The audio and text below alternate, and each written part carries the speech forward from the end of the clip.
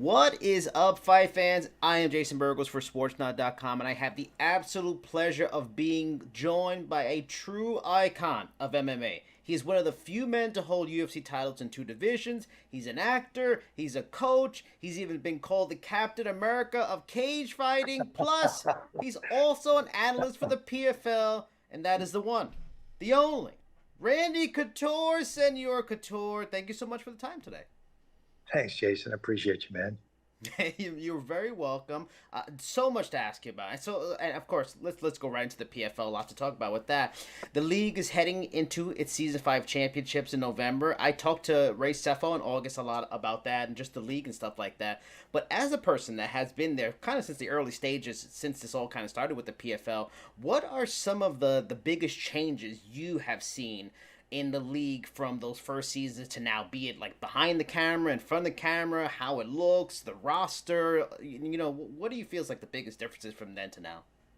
Gosh, yeah, it has morphed quite a bit in the Yeah. 5 seasons that we've been doing this.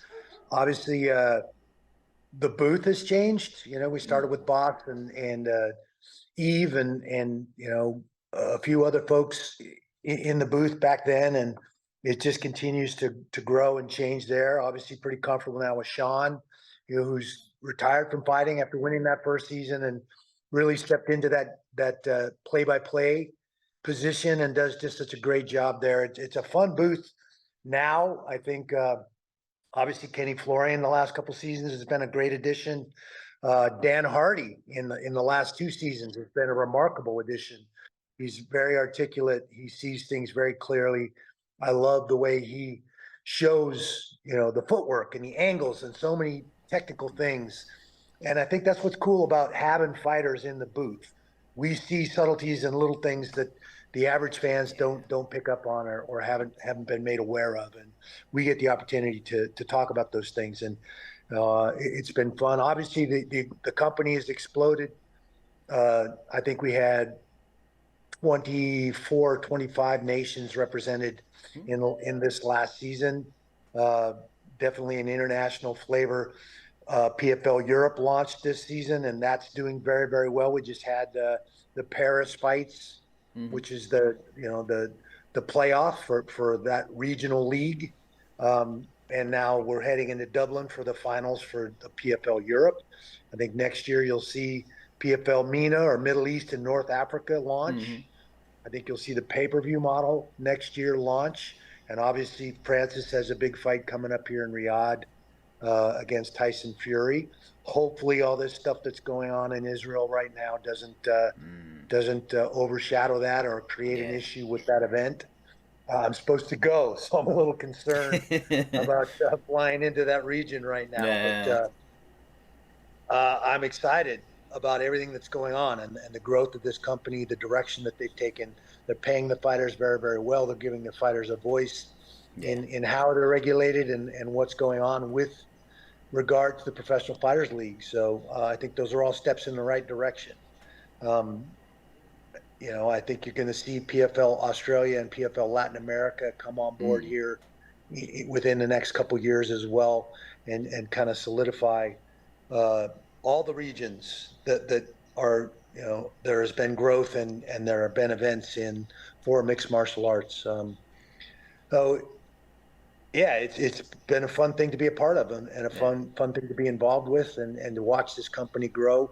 I think I, like everybody else, had some questions in that rebranding year. The World Series of Fighting got bought and was rebranded. They showed me the notebook and the plan and where the PFL wanted to go. And I was scratching my head, man. And I think the most impressive thing has been the fighters stepping up, embracing that grind, signing up to fight, 4 or 5 times in a short amount of, every 7-8 weeks you're fighting again. Now I've done that a couple times in my career. Certainly the last part of my career, the last 18 months, I fought 5 times, and which was the most active I was. So I fought twice in one night, which we did early in the first 2 seasons of the PFL. They had to fight twice in one night in the playoffs to get to the final. That was interesting and fun to watch, kind of old school MMA in some ways. Yeah, yep. I think we recognize very quickly that you don't always get the best guys. Sometimes you end up with alternates in the finals, and Yeah. I don't think I think for continuity it makes sense to do it the way we're doing it now. Yeah. So again, you live and learn. You try things out. I think we got a lot of momentum right now. Obviously, everybody's waiting to hear what's happening with Bellator, and the sale. Is the sale going to be final? What's going on there, and Yeah. where are all those? There's 250 fighters signed to that roster, and where are those fighters going to land? Some of them come from some of these regions where we have shows, where PFL Europe and some of these other places are coming online. So it's going to be interesting to see how all that unfolds in the next year or two as the PFL solidifies itself and continues to establish a very, very solid brand. And I'm glad you brought up the Bellator thing because I was going to ask about that, and I'll ask about it now because that is one of the bigger stories. Bellator's future, a lot of rumors about PFL being involved, possible purchase. What are your thoughts on that? Because from a competition for the UFC level, I love it. It really it bolsters the PFL roster, and that's probably maybe been one of the weaknesses in PFL so far. Because it's coming later into the sport after already won championships and Bellator were already established to find the roster and develop the roster and stuff like that. But I recently talked to ESPN analyst Dean Thomas about it, and he really didn't like it. He only liked it if Bellator were to also to stay around, maybe under a PFL umbrella, just mainly because in the end, all of those fighters on their roster won't be signed to PFL. There's a lot of people that will lose jobs. He's a very pro fighter. What are your thoughts on it? You feel the same way? There's pros and cons. Do you feel it needs to happen for PFL to kind of really be a number two in the sport? I think by most metrics, PFL has already surpassed Bellator in the market, certainly in the U.S. marketplace. Yeah. And don't get me wrong, my son fought most of his career at Bellator. I've done a lot of brand ambassador stuff at Bellator. Scott Coker is a great friend and somebody I respect very, very much in the sport. Obviously, built Strikeforce. You know, he's a very, very good man, and I hate to see him out of this sport. Yeah. He finds unique ways to reinvent himself. I'm sure he's not going anywhere. Bellator may be absorbed, and I think a lot of these fighters will plug in. Certainly, the marquee names will plug into the pay-per-view model, which is getting ready to launch this next year. Yep. Those champs, there's a plethora of very, very good fighters in Bellator. I think, it's hard to say politically or business-wise what's going on with Viacom and why they seem to be, willing to let Bellator as a brand go. It's something they intentionally sought out and seek to fill the void that the UFC created when they left Spike TV. And they did that by buying Bellator and revamping it and making it what it is now. And I think we as fighters need those outlets. We need more places where we can ply our wares. If you can't get a decent deal from Dana White and the UFC, there has to be other places to go. What I like about what the PFL is doing is they're not poking Dana White. They're not poking the UFC. We're a completely different format. Yes, it's the same exact sport, different, a little bit different rules of engagements. We eliminated the elbows just because you're turning around every 8 weeks and fighting. And so those stitches take at least 9 days to come out. That's 9 days you can't be getting ready for that next problem, that next opponent. So I think they've done what they need to do in that regard to take care of the fighters and do what's right for the fighters. But at the end of the day, they're not poking Dana White. They're not saying, "Oh, we're going to take over the UFC." They don't care about that, and I think that's important. UFC is a huge marketing machine. I don't think we were on their radar for the first few seasons, but I guarantee you we're on their radar now. Yep. We just did 3 shows in Vegas. You heard Dana's comments about those shows. He definitely is aware of us now, and the fact that we're probably purchasing the number 2 organization in the U.S. marketplace, or what was the number 2 organization for a long, long time. It certainly got his attention. But I don't think the PFL that doesn't matter to us. We're going to keep our nose down, keep doing what we do, keep taking care of these fighters, push this brand, this format that I think a lot of people understand because it's a true sports format and it's a meritocracy. It's not about talking smack. It's not about publicity stunts.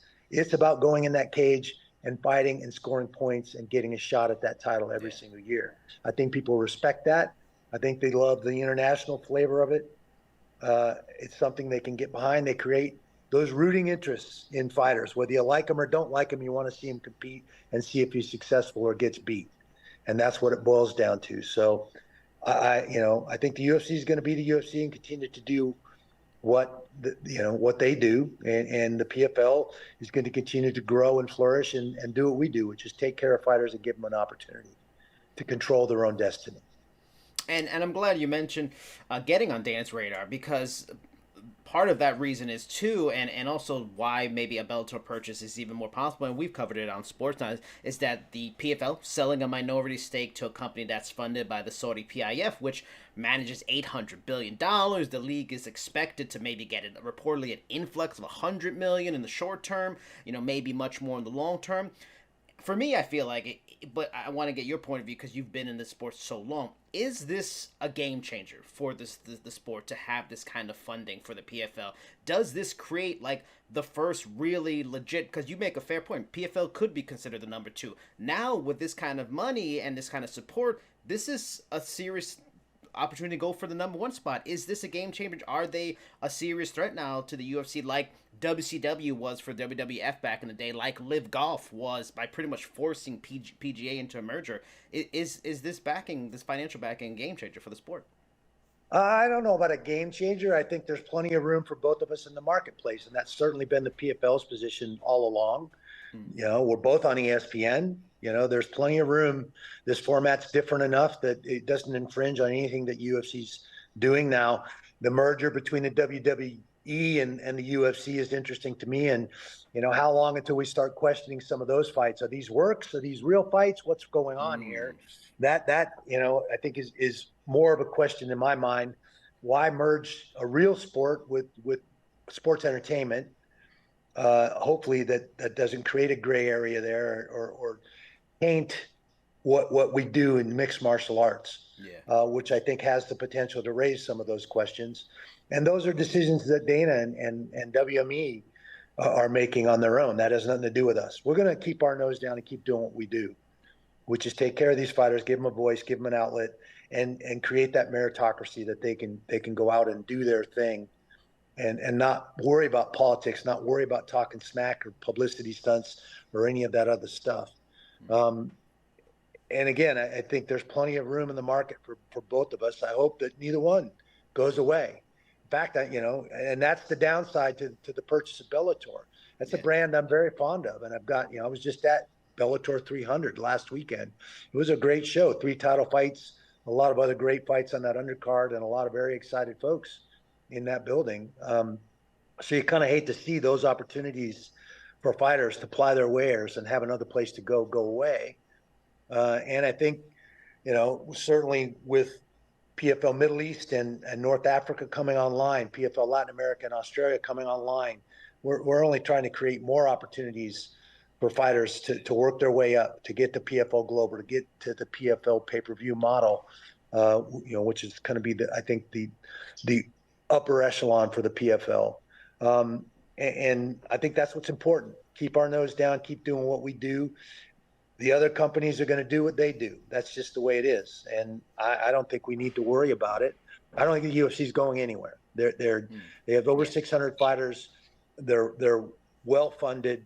WME, certainly you scratch your head and question what they're doing on occasion, but at the end of the day, they're smart guys. They know what they're doing. The PBR and all the other stuff that fall under that umbrella with the WME leadership is doing what they do. So I think, I'm not worried about the sport. I think we're just creating more opportunity. We're including a whole bunch of countries that haven't had an outlet for MMA to this point. So I think all those things are pluses. They're all positives. But like going back to the idea of this funding and stuff like that. I mean, I personally feel like it's a game changer on one level, just because there's another source in the marketplace that can offer fighters extremely high payouts and stuff like that. At this point, it's really UFC. Yes, Bellator offers good money. PFL offers the $1 million at the end of the tournament, all these kinds of things. But now you have PFL maybe getting the money where hey, Sean O'Malley becomes a free agent. Sean, we can give you $3 million a fight, and that's a big difference. The PFL can get a Sean O'Malley and these kinds of fighters. Is that part of maybe your hope? Maybe as a person on the inside, you see different areas where that money could be used to help grow the brand. But is maybe part of the hope that now there's an influx of more investment in PFL, that PFL can pull some of these big stars away, further the brand, but also just give fighters it's possibly an opportunity just to raise the ship in terms of fighter pay by having that money, by forcing maybe the UFC to have to pay their fighters more just because they're in bidding war with the PFL. Well, I mean, it certainly has the potential of that. Free agency's been going on for quite a while. That's nothing new. I mean, obviously, we just signed Francis Ngannou to the Professional Fighters League. Jake Paul, we spent 5-6 years, honestly, building a huge star in Kayla Harrison, who I think is going to show up on that pay-per-view model next year as well. There's a potential for a lot of fighters, and certainly the free agency is going to continue to flourish. And now with the PFL, there's another place for a lot of those athletes to look and at least make inquiries and potentially, throw their hat in the ring with our brand and our format. So I think those, again, are all positive things. I don't think it's one or the other. I think that we can exist in the space and continue to flourish. There's plenty of room for both of us. Now, wherever you're watching this, please like, share, subscribe, comment. Let us know what you think of Randy's thoughts on these various topics. And I'm talking about kind of just curious decisions by the UFC, or maybe not curious, their merger, but this is an interesting one. This is a big story this week that UFC plans to end their relationship with USADA at the end of the year, which is a big deal. This comes, oddly enough, at the same time when PFL started a relationship with USADA this year to get themselves further on the level, making those big moves that's really necessary in sport. What are your thoughts on that decision by the UFC, especially since it kind of seems guided by this whole thing of getting Conor McGregor in the pool, getting him to fight? There was a clash with USADA UFC about that. And, should UFC fighters be concerned that USADA's not involved anymore? I don't think. I mean, we existed for a long time without USADA. They started testing through the commissions in 2000, and obviously people started popping positive almost immediately when the testing started. Josh Barnett, I think, was the first big name, and obviously I was involved. That was a fight I was in. So I think, it's interesting that this whole Conor McGregor thing has been looming, and will he be able to fight Michael Chandler, which is generally the case when they're both coaching The Ultimate Fighter. It's interesting that we had 3 shows in Vegas. Our first, we had a show in Vegas before, but the first big commitment to Las Vegas was our first 3 season openers in Las Vegas. Of all the shows we've had in 5 years, we've never had athletes pop. And we've used the commission testing and everything else that's at our disposal, followed all the rules, and we've never had anybody pop positive that I know of. And then we do 3 shows in Vegas and we have 10 people pop. That stinks to me, that something is up there. And again, you heard Dana's comment. Oh yeah, it's tough for the sport when you're promoting the sport to have these things happen. Bet they don't come back to Vegas. Interesting way to end that statement. Something stinks, and I've voiced these opinions with the powers that be in the PFL. Something doesn't smell right about that. And now you look at what's going on with USADA, this decision to leave USADA with the UFC, at the same time trying to get Conor McGregor to be able to pass a drug test after blowing himself up to play a role in Roadhouse, which is, that's what's happened. He wanted to physically look different to play that part in that movie, and went off the USADA protocols there. I feel like the PFL needs to give the athletes in the PFL a voice in their regulation here. Just calling in USADA to do that regulation doesn't really give our athletes a chance to weigh in on that and how they feel about that. Obviously, as part of the national team for over 16 years in wrestling, I was part of USADA protocols and had to be regularly tested as part of the national team in the Olympic movement. I know what that's all about, and that's okay. I'm okay. I'm perfectly fine with the testing. Since the 60s, people are going to find ways to cut corners. People want to try and find a way to gain an advantage over their opponents, and using performance-enhancing drugs has been going on for decades, and it's a tit for tat movement. They come up with new, designer drugs that you can't see in the test, and then they come up with new tests, and it's just back and forth, up and up and up and up and up. And at the end of the day, what are you willing to do for that success, and how much harm are you willing to put in your body? I mean, that's what it boils down to. So I think the regulation needs to be there. The ABC and the boxing commissions do the best job they can in testing everybody and doing it properly. USADA takes that to a whole new level. There's no way around that. I mean, you cannot go on vacation without letting USADA know where you're going and how long you're going to be gone. It's pretty invasive, honestly. So, it's really interesting how all this has unfolded. Timing is everything. Are they just getting rid of USADA so that they can get Conor McGregor, who's one of their marquee names and big money makers, into this fight with Chandler? That's what that smells like. And it certainly smells to me that we had 10 athletes pop for our 3 Vegas shows when we've had no athletes pop before those shows in Vegas. Something's up there. I can only speculate. I have no proof of anything, but it certainly smells to me. Let's speculate some more, because this is an interesting point of view. Because you were with the UFC for a long time. For a long time, most of their fights were in Las Vegas. They had owners that were casino owners and stuff like that. You've been based in Vegas with your Extreme Couture for a long time too. I mean, like, there's probably a level that people don't get, that like the influence the UFC has on the city, and city government, the department, stuff like that. Do you feel there's something weird because they're feeling threatened by PFL going to Las Vegas, so they're kind of using their influence in a weird way? Well, let's be honest, they definitely defend this turf. They feel like this town is their turf. This is a fight town for sure. And then the Fertittas and Dana White were absolutely boxing folks before Dana introduced MMA to the Fertittas. It's the history of the whole thing is very, very interesting. They passed the Muhammad Ali Act in 1996. That was to protect promoters from boxers, or protect boxers rather, from promoters like Bob Arum and Don King and some of the guys that had staples of fighters that were being taken advantage of. They wanted to create transparency and protection for those athletes. Guess who was the commissioner in the Nevada State Athletic Commission commissioner at that time when that Ali Act was passed? Lorenzo Fertitta.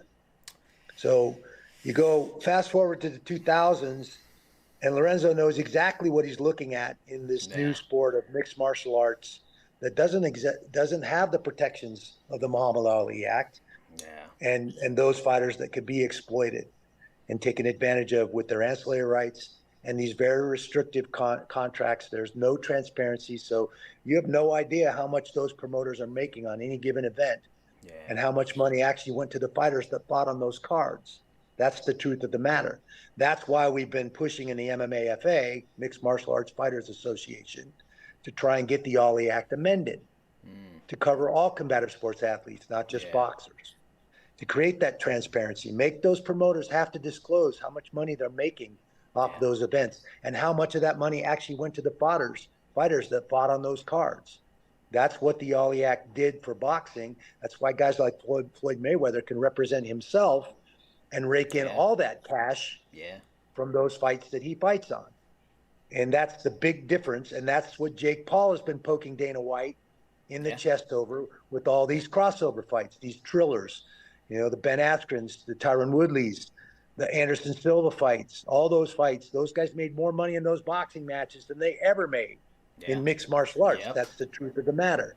So Jake Paul, I'm not a big fan of the trolling and the rhetoric, but if it takes a guy like Jake to shine a light on the disparaging difference, something I've been talking about since 05, 06,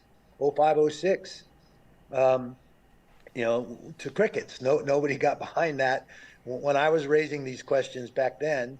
I'll get behind Jake Paul all day long if he's going to help us change the things that need to be changed in our sport of mixed martial arts. Give us that transparency, create that. I love the meritocracy of the PFL, and the fighters have the control of the destiny of their career in their own hands. That's the way it should be. It shouldn't be up to Dana White who gets to flourish and who doesn't. It should be what happens in that cage. how they fight, how they compete. And it's not always about getting the submission or the knockout. Sometimes that knockdown, drag out fight is the fight of the night for a reason. Yeah. Because those two athletes, whether you won or lost, that enthralled and engaged and entertained everybody. That's the way this sport is meant to be. So I like that. Leave it pure. Don't taint it. I don't want to think that there's works out there, and I'm sure, in the Japanese market, the works were common because the lines between pro wrestling and MMA were blurred a little bit. Rope escapes and some of that stuff in some of those organizations was questionable in my mind, and I hate to see that for this sport that we spent decades now growing and building to the point where it's become the combative sport for this generation. So let's not water it down. Let's not taint it when we've come so far to gain authenticity, which is what we've chased. And everybody thought we were crazy and criminals and some kind of fringe sport. And we fought very, very hard to become a viable mainstream individual combative sport. And I hate to see that change. I just have a couple of questions left now. I have to get your opinion on this. It's one of the greatest heavyweight fighters of all time, also one of the greatest light heavyweight fighters of all time. But there's a big fight coming up. The man a lot of people think is the GOAT, and Jon Jones against the man a lot of people think is the heavyweight GOAT, and Stipe Miocic. It feels like it's a tough matchup for Stipe. It feels like if this would have happened 4 years ago, it would have been really interesting, but can never underestimate Stipe and his fight IQ and what he can do. But what are your thoughts on that fight as one of the greats in the division history? How do you see that fight's going? Well, it's going to be interesting. And yeah, Stipe's been out a little bit. It's always tough, and I've done it. Yeah. Retire, walk away, let yourself go a little bit. You're not in top fight shape for a little while. You have to be realistic. Fight, ring rust and being in fight shape is something you have to maintain on a regular basis. And some of the younger guys make this mistake. These huge peaks and valleys between fights, between staying in fight shape. And that's where a lot of injuries and things occur. So, there's some genuine questions there. How will there be some ring rust? Will Stipe be able to get into top form and psychologically as much as physically get himself back into that fight mode and that fight mentality? I think he can. I think he's a very diligent, smart man. He does have a great fight IQ. He's got a lot of great skills. And I think it's a very interesting matchup. I think Jon Jones might actually have to use his wrestling for a change to stay in this fight, because Stipe's got some great wrestling, and we have yet to see Jon have to really fight from his back. And that has the potential to happen in this fight. The center of gravity changes, which Jon's put on a lot more weight. He's a lot bigger than he was as a light heavyweight. And I know from my own experience, I think the heaviest I ever got was 233. And I feel like it was easier to roll over as I got heavier. My center of gravity changed. A lot of, I felt slower, more sluggish. And even though I was fighting heavyweights, which was my intention to try and get bigger and stay bigger, I think it hindered me. I was better at 220. I could move faster and more diligently and use that as a strength. So it's going to be interesting to see how Jones does. The whole GOAT conversation is such a subjective thing. And I think there has to be criteria included that includes all the things that happen outside the cage, not just what you do in the cage to be considered the GOAT. That's just my opinion. And I think some of the things that have gone on with Jon bring that into question in my mind. And I'm not going to elaborate on any of that. That's just an opinion that I have. Arguably one of the most technically gifted, athletically gifted fighters that we've seen in the sport in Jon Jones. And you could say that about his wrestling too. And why did he end up in some of the places he ended up in wrestling? And why wasn't he at a Division I college? I know he visited a couple. What was going on that kept him from Division I college accolades, as talented as he is as an athlete? The answers to those questions tell you all you need to know. So love to watch Jon compete. He's an interesting character for sure. We've seen him at a couple PFLs now, with Maurice Green, cornering Maurice is one of his students and somebody who's impressive, who in the heavyweight division does a lot of things really, really well. So, it's interesting for sure. I think Stipe's going to have his hands full with Jon. Anybody who fights Jon in either weight class is better do their homework, study, figure out where you can exploit some potential weaknesses, find a way to push him physically as much as possible, and test his gas tank. I think if you can get him to those later rounds, survive the early stuff, make him work, tie him up tactically and technically, make him fight off of his back, that he doesn't find himself there that much. I think he's confident enough that he can sprawl and not get taken down. It'll be interesting to see if somebody can set him up and really put him on his back and make him fight from there for a round or two. And psychologically and physically, how does that affect him? I think if I'm Stipe, that's what I'm looking at. That's what I'm thinking about as I study Jon. How do I exploit and try and shine a light on potential technical weaknesses and make him work harder than he wants to work? All right, last question. Since you are an expert in many topics, I mean, the obvious low-hanging fruit would be, oh, Randy, who's the 5 greatest fighters or who's the 5 greatest heavyweights, but no, we're not doing that here. We're not doing it here. You're an action star. You're Toll Road. So I want to ask who Randy Couture feels. What is your top 5 best action movies of all time? It doesn't have to be the biggest money makers. What are the 5 action movies you feel you go to at all times, say, great movies? Well, top 2 of my list is Gladiator and Braveheart. I love those period pieces. They have a little bit of everything. There's some comedy in there. There's some love in there. There's certainly a ton of action, and it brings that piece of history to life before your eyes. I love those type of period pieces. You cannot have a discussion about action films without talking about Rambo. Obviously filmed in my home state in Washington, where I grew up.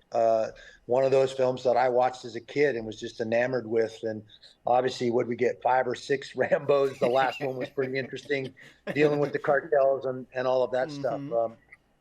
That was certainly one that impacted me as a kid.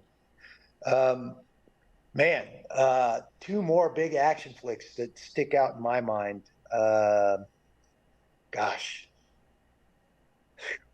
Tougher to narrow it down. Those 3 come to mind right away.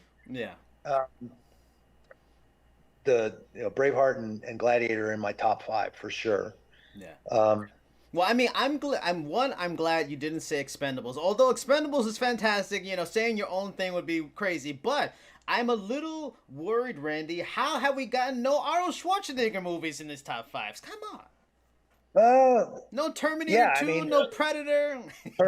Terminator was amazing. It was. And who knew we'd be looking at potentially a documentary if things keep going the way they're going with AI and all the stuff that presents. And certainly groundbreaking. Both Terminator 1 and Terminator 2 were very, very interesting films, very entertaining. And certainly now, looking at where we're headed as a society, they take on a little bit different light as well. So I would be happy to include Terminator in that list of action flicks for sure. And then you start looking at Star Wars or some of these others that are amazingly popular properties that start dealing with space and whether or not we can actually travel to space or not. I mean, there's a whole bunch of questions there that opens a whole can of worms that are fun, certainly fun to think about.